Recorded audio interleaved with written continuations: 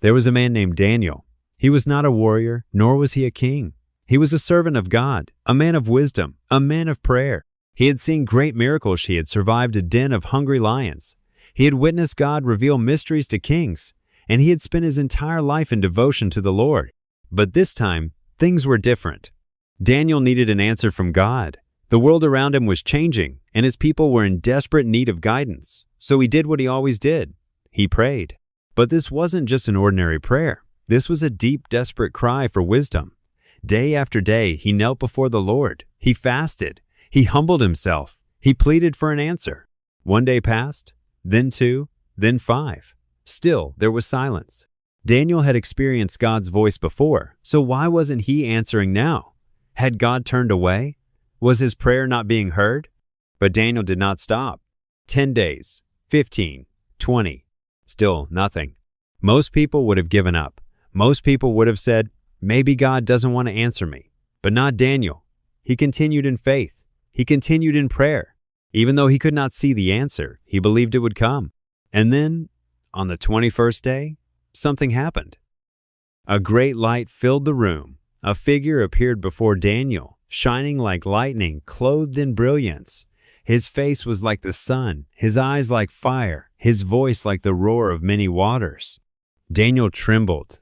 He fell face down on the ground, unable to move, completely overwhelmed by the presence before him. Then the angel spoke, "Daniel, you who are highly esteemed, do not be afraid. From the very first day you set your heart to understand and humbled yourself before God, your words were heard. And I have come because of your words." Daniel's heart must have pounded. His prayer had been heard. But what the angel said next was even more astonishing.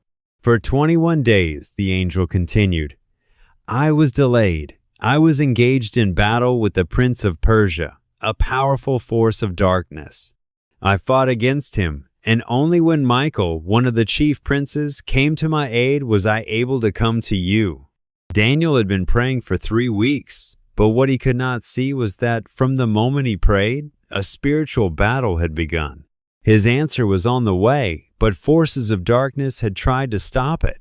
Only through persistence, only through faith, did the answer finally come. Imagine that. A battle in the heavens, waged over the prayers of one man. How many times have we prayed, only to feel like God is silent? How many times have we given up, thinking He isn't listening? But what if our answer is already on its way? What if the breakthrough is coming, but there is a battle in the unseen world trying to stop it? The Bible tells us in Ephesians 6:12 that we do not wrestle against flesh and blood, but against rulers, authorities, and spiritual forces of evil. What happens in the spiritual realm is just as real as what happens in the physical. Daniel could have stopped praying on day 5. He could have given up on day 10. He could have lost faith on day 15. But because he persisted, because he kept praying, because he did not stop believing, his answer arrived. So I ask you today, what are you praying for? What have you been asking God for? And have you stopped too soon?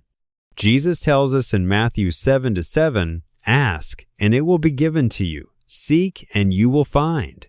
Knock, and the door will be opened to you." But notice the words ask, seek, knock. These are words of persistence. They are words that tell us to keep going, to keep believing, to keep trusting, even when we don't see results. Daniel's story teaches us one thing. Faith is not just about praying, it's about persevering. It's about believing when there's no evidence. It's about trusting when there's no sign. It's about knowing that when you call out to God, He hears you.